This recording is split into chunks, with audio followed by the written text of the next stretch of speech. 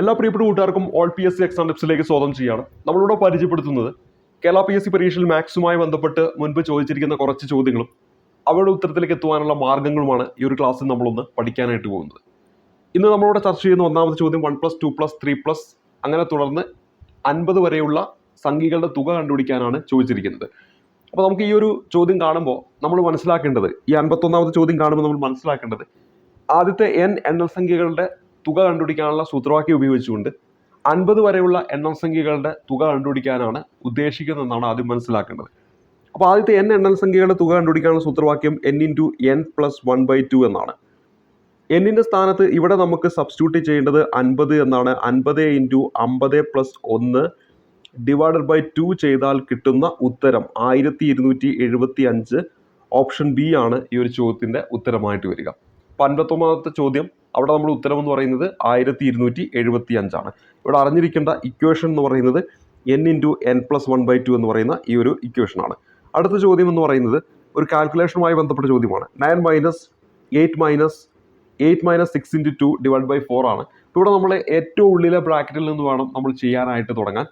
കൃത്യമായിട്ട് നമ്മൾ ബോട്ട്മാസ് എന്ന് പറയുന്ന ഈ ഒരു റൂള് അപ്ലൈ ചെയ്തിട്ട് വേണം ചെയ്യാൻ. ഇല്ലാത്ത പക്ഷം ഈ ഒരു ചോദ്യത്തിൻ്റെ ഉത്തരം നമുക്ക് തെറ്റിപ്പോകും. അപ്പോൾ ഇവിടെ നോക്കുക, ഏറ്റവും ഉള്ളിൽ നിന്ന് ബ്രാക്കറ്റ് ഉണ്ടെങ്കിൽ അതിൽ ഏറ്റവും ഉള്ളിലെ ബ്രാക്കറ്റിൽ നിന്ന് വേണം ചെയ്യാനായിട്ട് തുടങ്ങാൻ ആദ്യമായിട്ട്. അപ്പോൾ ഈ ഒരു ഭാഗത്ത് നിന്ന് വേണം നമ്മൾ ആദ്യമായിട്ട് ചെയ്യാനായിട്ട് തുടങ്ങാൻ. അവിടെ നോക്കുമ്പോൾ നമുക്ക് മനസ്സിലാക്കാൻ പറ്റും 8 - 6 × 2 എന്നാണ് അവിടെ നൽകിയിരിക്കുന്നത്. അതായത് നമ്മുടെ ഈ ഒരു ഇക്വേഷൻ എന്ന് പറയുന്നത് 9 - സ്ക്വയർ ബ്രാക്കറ്റിനുള്ളിൽ 8 - ബ്രാക്കറ്റിനുള്ളിൽ 8 - 6 × 2 ÷ 4 എന്നാണ് നമ്മുടെ ഈ ഒരു ഇക്വേഷൻ. അപ്പോൾ ഇവിടെ നോക്കുക, 8 - 6 × 2 എന്ന് പറയുന്ന ഈ ഒരു ഭാഗമാണ് നമ്മൾ ആദ്യമായിട്ട് ചെയ്യേണ്ടത്. ഏറ്റവും ഉള്ളിലത്തെ ബ്രാക്കറ്റിൽ നിന്ന് വേണം നമ്മൾ ആദ്യമായിട്ട് ചെയ്തു വരാൻ. അവിടെ നോക്കുമ്പോൾ നമുക്ക് മനസ്സിലാക്കാൻ പറ്റും, ഇവിടെ ഒരു മൈനസ് ഉണ്ട്, ഇവിടെ ഒരു മൾട്ടിപ്ലിക്കേഷൻ ഉണ്ട്. ബോട്ട്മാസ് നിയമപ്രകാരം ആദ്യം ചെയ്യേണ്ടത് മൾട്ടിപ്ലിക്കേഷനാണ്. അതിനുശേഷമേ എന്ത് ചെയ്യാൻ പാടുള്ളൂ? സബ്സ്ട്രാക്ഷൻ ചെയ്യാൻ പാടുള്ളൂ. അപ്പോൾ നമ്മൾ ആദ്യം ചെയ്യേണ്ടത് ഏത് ഭാഗമാണെന്ന് ചോദിച്ചാൽ 6 × 2 എന്ന് പറയുന്ന ഈ ഒരു ഭാഗമാണ് നമ്മൾ ആദ്യമായിട്ട് ചെയ്യേണ്ടത്. ഈ ഒരു ഭാഗമാണ് നമ്മൾ എന്ത് ചെയ്യേണ്ടത്? ആദ്യമായിട്ട് ചെയ്യേണ്ടത്. അപ്പോൾ 6 × 2 ചെയ്ത് കഴിഞ്ഞാൽ നമുക്ക് അവിടെ എന്ത് കിട്ടും? 12 എന്നാണ് കിട്ടുക. 6 × 2 ചെയ്താൽ നമുക്ക് അവിടെ എന്ത് കിട്ടും? 12 എന്ന് കിട്ടും. ഇപ്പോൾ നോക്കുക, 8 - 12 എന്നാണ് വന്നിരിക്കുന്നത്. ചെറുതിൽ നിന്ന് വലുത് കുറച്ച് കഴിഞ്ഞാൽ നമുക്ക് ലഭിക്കുക നെഗറ്റീവ് നമ്പർ ആയിരിക്കും. അപ്പോൾ നമുക്കിവിടെ 12ൽ നിന്ന് 8 കുറച്ചാൽ നമുക്ക് എന്ത് കിട്ടും? 4 എന്ന് കിട്ടും. പക്ഷേ ഇവിടെ ശരിക്കും കുറയ്ക്കുന്നത് 8 - 12 എന്നാണ്. അപ്പോൾ നമുക്ക് -4 എന്നാണ് അവിടെ നമ്മുടെ ഉത്തരമായിട്ട് വരിക. അപ്പോൾ ഈ ഒരു ബ്രാക്കറ്റിനുള്ളിൽ നമ്മളിപ്പോൾ ഈ പറഞ്ഞ 8 - 6 × 2 ചെയ്ത് കഴിഞ്ഞപ്പോൾ നമുക്ക് അവിടെ കിട്ടിയത് -4 എന്നാണ്. അപ്പോൾ ഇപ്പോൾ ഇനി നമ്മുടെ ഇക്വേഷനിൽ ഇനി നമ്മൾ ചെയ്യേണ്ടത് ഈ മൊത്തത്തിലുള്ള ബ്രാക്കറ്റുള്ള ഭാഗമാണ്. അപ്പോൾ ഈ ഒരു ഉള്ളിലെ ഭാഗം എന്താ? ഈ മൈനസും നമ്മൾ മൾട്ടിപ്ലൈ ചെയ്യുമ്പോൾ പോസിറ്റീവായിട്ട് മാറും. -× പോസിറ്റീവാണ്. അതേപോലെ തന്നെ പോസിറ്റീവ് പോസിറ്റീവാണ്. പോസിറ്റീവ് നെഗറ്റീവാണ് ചെയ്യുന്നതെങ്കിൽ നെഗറ്റീവാണ്. അപ്പോൾ ഇപ്പോൾ നമ്മുടെ ആ ഒരു ഉൾഭാഗം ഏത് രീതിയിൽ നമുക്ക് മാറ്റി എഴുതാൻ പറ്റും? 8 + 4 ÷ 4 എന്നായിട്ട് മാറും. അപ്പോൾ വീണ്ടും ഈ ഒരു ഉൾഭാഗത്ത് ബോട്ട്മാസ് നിയമം തന്നെ അപ്ലൈ ചെയ്യണം. ഇത് അഡീഷൻ ആണ്, ഇത് ഡിവിഷൻ ആണ്. നോക്കുക, ഡിവിഷൻ അഡീഷൻ. അപ്പോൾ ആദ്യം ചെയ്യേണ്ടത് ഡിവിഷൻ ഉള്ള ഭാഗമാണ്. അതായത് ഈ ഒരു ഭാഗമാണ് നമ്മൾ ആദ്യം ചെയ്യേണ്ടത്. 4/4 എന്ന് പറഞ്ഞാൽ നമുക്ക് അവിടെ എന്ത് കിട്ടി? 1 എന്ന് കിട്ടി. ഇപ്പോൾ ആ ഒരു സ്ക്വയർ ബ്രാക്കറ്റിനുള്ളിൽ 8 + 1 എന്നായിട്ട് മാറി. 8 + 1 എന്ന് പറയുമ്പോൾ നമുക്കറിയാം എന്താണ്? 9 ആണ്. 8 + 1 എന്ന് പറയുമ്പോൾ 9 ആണ്. 9 - 9 എന്ന് പറയുമ്പോൾ അവിടെ നമുക്ക് എന്ത് കിട്ടും? 0 എന്നാണ് കിട്ടുക. അപ്പോൾ ഇവിടെ കൃത്യമായിട്ട് നമ്മളിവിടെ പറഞ്ഞ ഈ ഒരു ബോട്ട്മാസ് നിയമം അപ്ലൈ ചെയ്തെങ്കിൽ മാത്രമേ എ എന്ന് പറയുന്ന ഉത്തരത്തിലേക്ക് നമുക്ക് എത്താൻ പറ്റുള്ളൂ. അല്ലാതെ നമ്മൾ ചെയ്തു പോകുമ്പോഴും ചിലപ്പോൾ നമുക്ക് ഈ ഓപ്ഷനിലുള്ള ഉത്തരം തന്നെ കിട്ടും, പക്ഷെ കറക്റ്റ് ഉത്തരമായിരിക്കില്ല. അത് എന്താണ്? തെറ്റുമായിരിക്കും. അതായത് നമുക്ക് തെറ്റായി കിട്ടുന്ന ഉത്തരം എവിടെ ഉണ്ടായിരിക്കും? മറ്റ് ഓപ്ഷനുകളിൽ PSC കൊടുത്തിട്ടുണ്ടാവും. അപ്പോൾ നമ്മൾ കൃത്യമായിട്ട് ഇവിടെ അപ്ലൈ ചെയ്യേണ്ടത് ബോട്ട്മാസ് എന്ന് പറയുന്ന റൂളാണ്. ഈ അടുത്തത് 0.01ൻ്റെ എത്ര ശതമാനമാണ് 0.01 എന്നാണ് നമുക്ക് കണ്ടുപിടിക്കേണ്ടത്. അപ്പോൾ എക്സ് എന്ന് പറയുന്ന ഒരു നമ്പർ ഉണ്ട്. ആ നമ്പറിൻ്റെ എത്ര ശതമാനമാണ് y എന്ന് ചോദിച്ചാൽ നമ്മൾ എങ്ങനെയാണ് ചെയ്യുക? y / x × 100 എന്നാണ് നമ്മൾ ചെയ്യുക. സിമ്പിളായിട്ട് പറയുകയാണെങ്കിൽ 100 എന്ന് പറയുന്നൊരു നമ്പർ ഉണ്ട്. അതിൻ്റെ എത്ര ശതമാനമാണ് 10 എന്ന് ചോദിച്ചാൽ നമ്മൾ ചെയ്യുന്നത് എങ്ങനെയാണ്? 10 ÷ 100 × 100 എന്നാണല്ലോ നമ്മൾ ചെയ്യുക. അതേപോലെ ഇവിടെ തന്നിരിക്കുന്നത് എന്താണ്, 0.1ൻ്റെ എത്ര ശതമാനമാണ് 0.01 എന്നാണ് തന്നിരിക്കുന്നത്. അപ്പോൾ നമുക്കിത് 0.01 ഡിവൈഡഡ് ബൈ 0.1 ഇൻറ്റു 100 എന്ന് നമുക്ക് ചെയ്യാൻ പറ്റും. അപ്പോൾ ഇവിടെ നമുക്ക് ഇതിനെ ഇങ്ങോട്ട് മൾട്ടിപ്ലൈ ചെയ്തിട്ടുണ്ടെങ്കിൽ നമുക്കവിടെ 1 ഡിവൈഡഡ് ബൈ 0.1 എന്നാണ് വരിക. ആ പോയിന്റ് കളയാൻ വേണ്ടിയിട്ട് നമുക്ക് ഇവിടെ ഒരു 10 വെച്ച് ഗുണിക്കാം. അപ്പോൾ ഇവിടെ നമ്മൾ വാല്യൂവിൽ ചേഞ്ച് ചെയ്യാതിരിക്കാൻ വേണ്ടി ന്യൂമറേറ്ററിലും 10 വെച്ച് ഗുണിക്കും. അപ്പോൾ നമുക്കിവിടെ 10 ഡിവൈഡ് ബൈ 1 എന്നാണ് വരിക. കാരണം 10 ഇൻറ്റു 0.1 ചെയ്താൽ 1 ആണ് വരിക. അപ്പോൾ നമുക്കത് 10 എന്ന് കിട്ടുന്നു.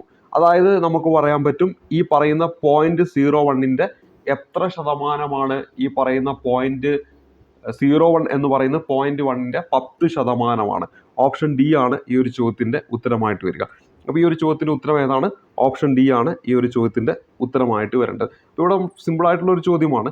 നമുക്ക് അറിയുന്ന ആ ബേസിക് കാര്യങ്ങൾ ഉപയോഗിച്ചുകൊണ്ട് നമുക്ക് എന്ത് ചെയ്യാം, ഉത്തരത്തിലേക്ക് എത്താൻ പറ്റും. അപ്പോൾ 0.1ൻ്റെ എത്ര ശതമാനമാണ് 0.01 എന്ന് ചെയ്താൽ എന്ത് ചെയ്താൽ മതി, 0.01 ഡിവൈഡഡ് ബൈ 0.1 ഇൻറ്റു 100 എന്ന് ചെയ്താൽ മതി. ഇത് ചെയ്ത് കഴിഞ്ഞാൽ നമുക്ക് 10 എന്നാണ് കിട്ടുക. അപ്പോൾ 0.01 എന്ന് പറയുന്നത് 0.1ൻ്റെ 10%. ഇനി അടുത്ത് നോക്കുക, x⁻⁷ divided by 48 is equal to 36 divide by x⁻².3 എങ്കിൽ എക്സിൻ്റെ വില എന്ത് എന്നാണ് നമ്മുടെ ചോദ്യമായിട്ട് ഇവിടെ തന്നിരിക്കുന്നത്. അപ്പോൾ ഈ ഒരു ചോദ്യത്തിൽ നമുക്ക് ഇത് ഇങ്ങോട്ട് ഗുണിക്കാം. ഈ എക്സിനെ അങ്ങോട്ട് ഗുണിച്ച് കഴിഞ്ഞാൽ x into 0.7 into x into 2.3 എന്ന് കിട്ടും. That is equal to 36 into 48 എന്നാണ് വരിക. ഒരു കാരണവശാലും ഇതിപ്പോൾ നിങ്ങൾ എന്ത് ചെയ്യരുത്, ഗുണിക്കാൻ പോകരുത്. ഇനി ഇവിടെ നോക്കുക, നമ്മൾ പഠിച്ചിട്ടുണ്ട് a⁻m ഇൻറ്റു a⁻n എന്ന് പറഞ്ഞാൽ a⁻m+n ആണെന്ന് പഠിച്ചിട്ടുണ്ട്. അങ്ങനെയാണെങ്കിൽ ഇവിടെ 0.7 ആണ്, ഇവിടെ 2.3 ആണ്. അതായത് x⁻⁷ ഇൻറ്റു x⁻².3 നമുക്ക് എങ്ങനെ എഴുതാം, x⁻2.3 പ്ലസ് 0.7 എഴുതിക്കൂടെ ഈ ഒരു ലോജിക്ക് ഉപയോഗിച്ചുകൊണ്ട്? അങ്ങനെയാണെങ്കിൽ 2.3 പ്ലസ് 0.7 എന്ന് പറയുമ്പോൾ എത്ര വരും, x⁻3 എന്നാണ് വരിക. അപ്പോൾ ഇവിടെ നമുക്ക് എന്തായി, x⁻3 എന്നായിട്ട് മാറി. ദാറ്റ് ഈസ് ഈക്വൽ ടു 3648 എന്നാണ് ഇവിടെ ഉള്ളത്. 3648 ഇതിനെ നമുക്ക് 36 എന്ന് പറയുമ്പോൾ നമുക്ക് അതിനെ 6 ഇൻറ്റു 6 എന്ന് എഴുതാമല്ലോ. 48 നമുക്ക് 8 ഇൻറ്റു 6 എന്ന് എഴുതാമല്ലോ. ഈ 8നെ നമുക്ക് 2 ഇൻറ്റു 2 ഇൻറ്റു 2 അതായത് 2 ക്യൂബ് എന്ന് എഴുതാമല്ലോ. ഈ 8നെ നമുക്ക് 2 ക്യൂബ് എന്ന് എഴുതാൻ പറ്റും. അതേപോലെ 6 ഇൻറ്റു 6 ഇൻറ്റു 6 എന്ന് പറയുമ്പോൾ എന്താണ്, 6 ക്യൂബ് അല്ലേ, 6 ക്യൂബാണ്. ഇതൊന്നും നമ്മൾ പരീക്ഷയിൽ സോൾവ് ചെയ്യുന്ന സമയത്ത് ഇങ്ങനെയൊന്നും എഴുതി നിൽക്കരുത്. ഇതിപ്പോൾ മനസ്സിലാവാൻ വേണ്ടി പറഞ്ഞു തരുന്നതാണ്. അപ്പോൾ 6 ക്യൂബ് എന്ന് എഴുതാം. നോക്ക്, x cube is equal to 6 cube into 2 ക്യൂബാണ്. അങ്ങനെയാണെങ്കിൽ എക്സ് എന്ന് പറഞ്ഞാൽ എന്താണ്, cube root of 6 into cube root of 6 cube, ഇവിടെ 2 ക്യൂബ്, അതാണല്ലോ എക്സ് എന്ന് പറയുന്നത്. അങ്ങനെയാണെങ്കിൽ ക്യൂബ് റൂട്ട് ഓഫ് 6 ക്യൂബ് എന്ന് പറഞ്ഞാൽ എന്തുവാ, 6 ആണല്ലോ. ക്യൂബ് റൂട്ട് ഓഫ് 2 ക്യൂബ് എന്ന് പറഞ്ഞാൽ എന്തുവാ, 2 ആണല്ലോ. അപ്പോൾ 6 ഇൻറ്റു 2 ചെയ്താൽ കിട്ടുന്ന 12. അതാണ് നമ്മുടെ ഫൈനൽ ആൻസർ എന്ന് പറയുന്നത്. അപ്പോൾ ഈ ഒരു ചോദ്യത്തിൽ ഓപ്ഷൻ സി ആണ് നമ്മുടെ ഉത്തരമായിട്ട് വരേണ്ടത്. അപ്പോൾ വളരെ സിമ്പിളായിട്ടുള്ള ഒരു ചോദ്യമാണ്. പക്ഷെ നമുക്ക് ഈ പറയുന്ന ലോജിക്ക് ഉപയോഗിക്കാൻ അറിഞ്ഞിരിക്കണം. എങ്കിൽ മാത്രമേ നമുക്ക് ഇതിൻ്റെ കറക്റ്റ് ഉത്തരത്തിലേക്ക് എത്താൻ പറ്റുള്ളൂ. അതോടൊപ്പം തന്നെ കാൽക്കുലേഷൻസ് ചെയ്യുമ്പോൾ 48 ഇൻറ്റു 36 കൊണ്ടുപോയിട്ട് ഗുണിച്ചു വെക്കരുത്. അവിടെ നിന്ന് ഈ പറഞ്ഞ പോലെ നമ്മൾ ചെയ്യണം. എങ്കിൽ മാത്രമേ സിമ്പിളായിട്ട് നമുക്ക് ഉത്തരത്തിലേക്ക് എത്താൻ പറ്റൂ. ഇല്ലെങ്കിൽ കുറേ സമയം അവിടെ എടുക്കും. ഇനി ഒരു സാധനത്തിൻ്റെ വില 80 രൂപ, ഇതിൻ്റെ വില 25% കൂടി, അതിനുശേഷം കൂടിയ വില 25% കുറഞ്ഞു എങ്കിൽ അതിൻ്റെ ഇപ്പോഴത്തെ വില എന്ത് എന്നാണ് നമ്മുടെ ചോദ്യം. അപ്പോൾ ഇതിങ്ങനെ ചെയ്താൽ മതി. 80 എന്ന് പറയുന്നതാണ് നമ്മുടെ ആ ഒരു സാധനത്തിൻ്റെ വില.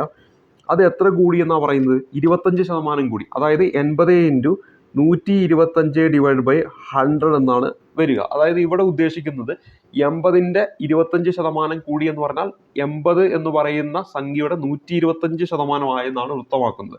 80ന്റെ 25% കുറഞ്ഞു എന്ന് പറഞ്ഞാൽ 80ന്റെ 75% ആയെന്നാണ് പറയുന്നത്. 80ന്റെ 50% കുറഞ്ഞു എന്ന് പറഞ്ഞാൽ 80ന്റെ 50% ആയി. എന്നാൽ 80ന്റെ 50% കൂടി എന്ന് പറഞ്ഞാലോ 100 + 50 150, അതായത് 80ന്റെ 150% ആയെന്നാണ് അർത്ഥം. അപ്പോൾ നിലവിൽ ആദ്യത്തെ കേസിൽ 80ന്റെ 25% കൂടി. അങ്ങനെയാണെങ്കിൽ 80 × 125/100 എന്ന് വരുന്നു. അതിനുശേഷം കൂടിയ വില 25% കുറഞ്ഞു. ഇപ്പോൾ കൂടിയ വില എന്ന് പറഞ്ഞാൽ ഇത്രയുമാണ്. അതിൻ്റെ 25% കുറഞ്ഞു എന്ന് പറഞ്ഞാൽ × 75/100 എന്നാണ് വരിക. ഇത് നമ്മൾ സോൾവ് ചെയ്ത് കഴിഞ്ഞാൽ നമുക്ക് എന്ത് കിട്ടും? ഉത്തരം കിട്ടും. ഇപ്പോഴത്തെ വില നമുക്ക് കിട്ടും. അപ്പോൾ ഇത് നമുക്ക് ആദ്യം 25 വെച്ച് ഇവിടെ കളയുകയാണെങ്കിൽ ഇവിടെ 3 വട്ടം പോവും, ഇവിടെ 4 വട്ടം പോവും, ഇവിടെ ഇത് 5 വട്ടം, ഇവിടെ ഇത് 4 വട്ടം. 4 വെച്ചിട്ട് പോവുകയാണെങ്കിൽ ഇവിടെ 20 വരും. പിന്നെയും 4 വെച്ച് പോവുകയാണെങ്കിൽ ഇവിടെ 5 വരും. 5 × 5 25. 25 3 ചെയ്താൽ ഓപ്ഷൻ എ 75. 55ാമത്തെ ചോദ്യം ഓപ്ഷൻ എ ആണ് നമ്മുടെ ഉത്തരമായിട്ട് വരേണ്ടത്. അപ്പോൾ ഈ ഒരു ചോദ്യം ഈ ഒരു രീതിയിലാണ് നമ്മൾ ഉത്തരത്തിലേക്ക് എത്തേണ്ടത്. ജൂൺ എന്നത് VKFO എന്നാണ് ഇവിടെ എഴുതിയിരിക്കുന്നത്. അപ്പോൾ നമുക്കിവിടെ ജൂൺ എന്ന് തന്നിരിക്കുന്നു. അതിന് കോഡ് ചെയ്തിരിക്കുന്നത് VKFO എന്നാണ് കോഡ് ചെയ്തിരിക്കുന്നത്. അപ്പോൾ ഇത് ഏത് രീതിയിലാണ് കോഡ് ചെയ്തിരിക്കുന്നതെന്ന് മനസ്സിലാക്കിയ ശേഷം നമുക്ക് ടൈം എന്നതിൻ്റെ കോഡാണ് കണ്ടുപിടിക്കേണ്ടത്.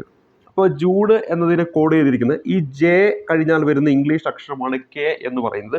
U കഴിഞ്ഞാൽ വരുന്ന ഇംഗ്ലീഷ് അക്ഷരമാണ് V എന്ന് പറയുന്നത്. അപ്പോൾ ആ ഒരു രീതിയിൽ Jനെയും Uനെയും VK എന്ന് കോഡ് ചെയ്തിരിക്കുന്നു. N കഴിഞ്ഞാൽ വരുന്ന ഇംഗ്ലീഷ് അക്ഷരമാണ് O എന്ന് പറയുന്നത്. E കഴിഞ്ഞാൽ വരുന്ന ഇംഗ്ലീഷ് അക്ഷരമാണ് F എന്ന് പറയുന്നത്. അപ്പോൾ ഓരോ 2 ലെറ്ററുകൾ എടുത്തുകൊണ്ട് ഇങ്ങനെയാണ് എന്ത് ചെയ്യുന്നത്? കോഡ് ചെയ്തിരിക്കുന്നത്. ഇനി അത് ശരിയാണോ എന്ന് ഉറപ്പിക്കാനായിട്ട് ഈ അനിമലിൻ്റെ കേസിലേക്ക് വരിക. അനിമലിനെ കോഡ് ചെയ്തിരിക്കുന്നത് JOBMBN എന്നാണ്. നമ്മൾ നേരത്തെ പറഞ്ഞ ലോജിക്ക് ശരിയാണെന്ന് നോക്കാം. അപ്പോൾ ഇവിടെ നോക്കുക, ഈ ഒരു കേസിലേക്ക് വരുമ്പോൾ ഈ I കഴിഞ്ഞാൽ വരുന്ന എന്താണ് ലെറ്ററാണ് J എന്ന് പറയുന്നത്. ഈ N കഴിഞ്ഞാൽ വരുന്ന ലെറ്ററാണ് O എന്ന് പറയുന്നത്. A കഴിഞ്ഞാൽ വരുന്ന ലെറ്ററാണ് B എന്ന് പറയുന്നത്. ഇനി ഇവിടെ നോക്കുക, M കഴിഞ്ഞാൽ N വരും, L കഴിഞ്ഞാൽ M വരും, പിന്നെ A കഴിഞ്ഞാൽ B വരും. അതായത് പകുതിക്ക് എടുത്തുകൊണ്ടാണ് ഈ ഒരു കോഡിങ് നടന്നിരിക്കുന്നത്. അപ്പോൾ ഇവിടെ 4 ലെറ്ററേ ഉള്ളൂ, അതുകൊണ്ട് അതിൻ്റെ പകുതി 2. അപ്പോൾ JUNE അതിനെ ഒരു ഗ്രൂപ്പായിട്ട് എടുത്തു. ഇനി ടൈമിൻ്റെ കേസിലേക്ക് വരുമ്പോൾ 4 ലെറ്ററേ ഉള്ളൂ. അപ്പോൾ നമ്മൾ ജൂണിനെ കോഡ് ചെയ്ത ആ ഒരു രീതിയിലേക്ക് പോവുകയാണെങ്കിൽ TIME ആണ്. I കഴിഞ്ഞാൽ വരുന്ന J ആണ്, T കഴിഞ്ഞാൽ വരുന്ന U ആണ്, പിന്നെ E കഴിഞ്ഞാൽ ഇവിടെ F വരും, M കഴിഞ്ഞാൽ എന്താണ് N ആണ് വരിക. അപ്പോൾ JUFN എന്ന് പറയുന്ന കോഡ് നമ്മുടെ ഓപ്ഷനിൽ A ആണ്. അപ്പോൾ A ആണ് നമ്മുടെ ഉത്തരമായിട്ട് വരേണ്ടത്. അപ്പോൾ ഇവിടെ നമ്മുടെ ഉത്തരം എന്താണ്? JUFN എന്നതാണ് ഈ ഒരു ചോദ്യത്തിൻ്റെ ഉത്തരമായിട്ട് വരിക. അപ്പോൾ നമുക്ക് തന്നിരിക്കുന്ന ചോദ്യത്തിലെ കാര്യങ്ങൾ ഉപയോഗിച്ചുകൊണ്ട് നമ്മൾ എന്ത് ചെയ്യണം? കോഡ് എങ്ങനെയാണ് ചെയ്തിരിക്കുന്നതെന്ന് മനസ്സിലാക്കി സിമ്പിളായിട്ട് ഉത്തരത്തിലേക്ക് എത്താൻ പറ്റും. ഇനി അടുത്ത ചോദ്യത്തിലേക്ക് വരാം. 2008 ജനുവരി 1 ചൊവ്വാഴ്ചയാണെങ്കിൽ 2009 ജനുവരി 1 ഏത് ദിവസമായിരിക്കും എന്നതാണ് നമ്മുടെ അടുത്ത ചോദ്യമായിട്ട് ചോദിച്ചിരിക്കുന്നത്. ഇവിടെ തന്നിരിക്കുന്നത് നോക്കുക, 2008 എന്ന് പറയുന്ന വർഷമാണ്. അപ്പോൾ ഈ 2008 എന്ന് പറയുന്ന വർഷത്തിലേക്ക് വരുമ്പോൾ നമ്മൾ ആദ്യം മനസ്സിലാക്കേണ്ടത് അതൊരു ലീപ്പ് ഇയർ ആണ് എന്നാണ്. എങ്ങനെയാണ് നമ്മൾ ലീപ്പ് ഇയർ ആണെന്ന് മനസ്സിലാക്കിയത്? ഈ 2008 എന്ന് പറയുന്നത് 4ന്റെ ഗുണിതമാണ്. എങ്ങനെയാണ് 4ന്റെ ഗുണിതമാണെന്ന് മനസ്സിലാക്കുക? അവസാനത്തെ ആ 2 ഡിജിറ്റ് എടുത്തിട്ട് അത് 4 കൊണ്ട് ഡിവൈഡ് ചെയ്യാൻ പറ്റുമോ എന്ന് നോക്കിയാൽ മതി. ഇവിടെ അത് 0.8 ആണ്. 0.8നെ 4 കൊണ്ട് പറ്റും. അതുകൊണ്ട് 2008 4ന്റെ ഗുണിതമാണ്. അങ്ങനെ ഒരു ലീപ്പ് ഇയർ ആണെങ്കിൽ അവിടെയുള്ള ഓഡ് ഡേയ്സുകളുടെ എണ്ണം, അധിക ദിവസങ്ങളുടെ എണ്ണം എന്ന് പറയുന്നത് 2 ആണെന്ന് നമ്മൾ പഠിച്ചിട്ടുണ്ട്. ലീപ്പ് ഇയറിന്റെ കേസ്. ലീപ്പ് ഇയർ എന്ന് പറഞ്ഞാൽ എന്താണ്? ഫെബ്രുവരി മാസത്തിൽ എത്ര ദിവസങ്ങളുണ്ടായിരിക്കും എന്ന് വെച്ചാൽ 29. ഈ 2024 എന്താണ്? ഒരു ലീപ്പ് ഇയർ ആണ്. കാരണം ഫെബ്രുവരി മാസത്തിൽ 29 ദിവസം ഉണ്ടായിരുന്നു. അപ്പോൾ ഇവിടെ ഈ 2008ലേക്ക് വരുമ്പോൾ ജനുവരി 1 മുതൽ 2008 ഡിസംബർ 31 വരെ എടുക്കുകയാണെങ്കിൽ, 2008 ഡിസംബർ 31 വരെ എടുക്കുകയാണെങ്കിൽ അവിടെ എത്ര അധിക ദിവസമുണ്ട്? 2 ദിവസമാണ് അധിക ദിവസമായിട്ട് എടുക്കുക. അതായത് അവസാനത്തെ പൂർണ്ണ ആഴ്ചയും കഴിഞ്ഞ്, അതായത് ഇപ്പോൾ ഇവിടെ ചൊവ്വാഴ്ച ഒരാഴ്ചയുടെ തുടക്കമായിട്ട് എടുക്കുകയാണെങ്കിൽ അതിൻ്റെ പൂർണ്ണ ആഴ്ച എന്ന് പറയുമ്പോൾ തിങ്കളാഴ്ചയിലാണ് ഈ ചൊവ്വയിൽ വെച്ച് തുടങ്ങുന്ന ഒരാഴ്ച അവസാനിക്കുക അല്ലെ. ചൊവ്വാഴ്ച 1ാമത്തെ ദിവസമായിട്ട് എടുക്കുകയാണെങ്കിൽ മൊത്തം 7 ദിവസമാണ്. അതായത് തിങ്കളാഴ്ച തൊട്ട് പിന്നിലെ ദിവസമായിരിക്കും 7ാമത്തെ ദിവസം. അപ്പോൾ ഒരു ആഴ്ചയായിട്ട് നമുക്ക് കണക്കാക്കാം. അങ്ങനെ അവസാനത്തെ നമ്മുടെ തിങ്കളാഴ്ച ഉണ്ടല്ലോ, ആ തിങ്കളാഴ്ചയും കഴിഞ്ഞ് പിന്നീട് 2 ദിവസം ഈ വർഷത്തിലുണ്ടെന്നാണ് അധിക ദിനം 2 എന്നതുകൊണ്ട് അർത്ഥമാക്കുന്നത്. അപ്പൊ ഈ 2 എന്ന് പറയുന്നത്, അതായത് 1, 2, ഈ 2 എന്ന് പറയുന്നത് ഏത് ദിവസമായിരിക്കും? ഡിസംബർ 31 ആയിരിക്കും. അതിനുശേഷം വരുന്ന ദിവസമാണ് എന്തെന്ന് പറയുന്നത്? ജനുവരി 1 എന്ന് പറയുന്നത്. അതായത് ഈ 1ാമത്തെ ദിവസം അപ്പോൾ ഏതായിരിക്കും? തിങ്കളാഴ്ചയിൽ അവസാനിച്ചു. അപ്പോൾ 1ാമത്തെ ദിവസം എന്ന് പറയുന്നത് ചൊവ്വാഴ്ചയായിരിക്കും. 2ാമത്തെ ദിവസം എന്ന് പറയുന്നത് ബുധനാഴ്ചയായിരിക്കും. ജനുവരി 1 എന്ന് പറയുന്നത് വ്യാഴാഴ്ചയായിരിക്കും. ഇവിടെ 57ാമത്തെ ചോദ്യം ഓപ്ഷൻ സി ആണ് നമ്മുടെ ഉത്തരമായിട്ട് വരിക. ഈ ഒരു ചോദ്യത്തിന് ഉത്തരം എന്താണ്? ഓപ്ഷൻ സി ആണ് ഈ ഒരു ചോദ്യത്തിന്റെ ഉത്തരമായിട്ട് വരേണ്ടത്. അപ്പോൾ ഇവിടെ നമ്മുടെ ഈ ഒരു ചോദ്യത്തിൽ നമ്മൾ എന്ത് ചെയ്താൽ മതി? ഈ തന്നിരിക്കുന്ന വർഷം എന്ന് പറയുന്നത് ഒരു ലീപ്പ് ഇയർ ആണോ നോൺ ലീപ്പ് ഇയർ ആണോ എന്ന് മനസ്സിലാക്കുക. അതിനുശേഷം നമ്മൾ ഈ പറഞ്ഞ പോലെ കൊണ്ടുപോയാൽ മതി. ഈ ഒരു രീതിയിലാണ് ചോദ്യം തരുന്നതെങ്കിൽ, ഇപ്പോൾ ലീപ്പ് ഇയർ അല്ല എങ്കിൽ ഒറ്റൊരു ദിവസമായിരിക്കും അധികമായിട്ട് വരിക. അതേ സമയത്ത് ഇവിടെ ലീപ്പ് ഇയർ ആയതുകൊണ്ട് 2 ദിവസം അധികമായിട്ട് വന്നു. അതായത് ആ ഒരു വർഷം കഴിയാൻ പിന്നെ 2 ദിവസം, അവസാനത്തെ ആ പൂർണ്ണ ആഴ്ച കഴിഞ്ഞ് പിന്നെ 2 ദിവസം ഉണ്ടെന്നാണ്. ആ 2ാമത്തെ ദിവസമാണ് ജനുവരി, ഈ പറയുന്ന വർഷത്തിലെ അവസാനത്തെ ഡിസംബർ 31. അതിനുശേഷം വരുന്ന തൊട്ടടുത്ത ദിവസമായിരിക്കും എന്തെന്ന് പറയുന്നത്? വ്യാഴാഴ്ച എന്ന് പറയുന്നത്. അതാണ് ഈ ഒരു ചോദ്യം ചെയ്യേണ്ട രീതി എന്ന് പറയുന്നത്. ഇനി നമ്മൾ അടുത്ത ചോദ്യം എന്ന് പറയുന്നത് 3:108 എന്ന് തന്നിരിക്കുന്നു. അതുപോലെ തന്നെ Q500 എന്ന് തന്നിരിക്കുന്നു. അപ്പോൾ ഈ ഒരു റിലേഷൻ 3നെ വെച്ചിട്ട് 108 എന്ന് എഴുതിയിട്ടുണ്ട്. അങ്ങനെയാണെങ്കിൽ 500നെ എങ്ങനെയാണ്? ഈ ക്വസ്റ്റ്യൻ മാർക്കിന്റെ ഭാഗത്ത് ഏതാണ് വരേണ്ടതെന്നാണ് ഇവിടെ ചോദ്യമായിട്ട് തന്നിരിക്കുന്നത്. ഈ ഒരു ലോജിക് എന്ന് പറയുന്നത്, ഈ 3 ക്യൂബ് ഇൻറ്റു 2 സ്ക്വയർ അത് ചെയ്ത് കഴിഞ്ഞാൽ നമുക്ക് എന്ത് കിട്ടും? 108 എന്ന് കിട്ടും. 3 ക്യൂബ് എന്ന് പറയുമ്പോൾ 27 ആണ്. അതേ ഇൻറ്റു 4 ചെയ്തിട്ടുണ്ടെങ്കിൽ നമുക്ക് എന്ത് കിട്ടും? 108 എന്ന് കിട്ടും. അപ്പോൾ ഇതേ ലോജിക്കിലൂടെ കടന്നു പോകുന്ന ഈ തന്നിരിക്കുന്ന ഓപ്ഷൻ പ്രകാരം 500 കിട്ടുമെന്നാണ് നോക്കേണ്ടത്. അപ്പോൾ നമുക്ക് 6 ക്യൂബ് ഇൻറ്റു 2 സ്ക്വയർ എന്ന് ചെയ്ത് കഴിഞ്ഞാൽ നമുക്ക് കിട്ടത്തില്ല. 4 ക്യൂബ് ഇൻറ്റു 2 സ്ക്വയർ, അതായത് 4 ചെയ്താൽ കിട്ടത്തില്ല. 7 ക്യൂബ് ഇൻറ്റു 2 സ്ക്വയർ, അതായത് 4 ചെയ്താൽ കിട്ടത്തില്ല. പക്ഷേ 5 ക്യൂബ് എന്ന് പറഞ്ഞാൽ 125 ആണ്. അതേ ഇൻറ്റു 2 സ്ക്വയർ എന്ന് പറയുമ്പോൾ 4 ചെയ്താൽ നമുക്ക് എന്ത് കിട്ടും? 500 കിട്ടും. ഇപ്പോൾ ഉത്തരമായിട്ട് വരേണ്ടത് ഓപ്ഷൻ ബി ആണ് ഉത്തരമായിട്ട് വരേണ്ടത്. അപ്പോൾ ആദ്യം ക്യൂബ് ഇൻറ്റു 2 സ്ക്വയർ അല്ലെങ്കിൽ 4, ആ ഒരു ലോജിക്കാണ് മനസ്സിലാക്കേണ്ടത്. പക്ഷെ ഇതൊരു പരീക്ഷാ ഹാളിലൊക്കെ ചെന്നിരിക്കുമ്പോൾ നമുക്ക് ചിലപ്പോൾ ഇതിൻ്റെ ലോജിക്ക് പെട്ടെന്ന് നമ്മുടെ മനസ്സിൽ കത്തണമെന്നുണ്ടാവില്ല. അപ്പോൾ ഇതിൻ്റെ പുറകെ പോകരുത്.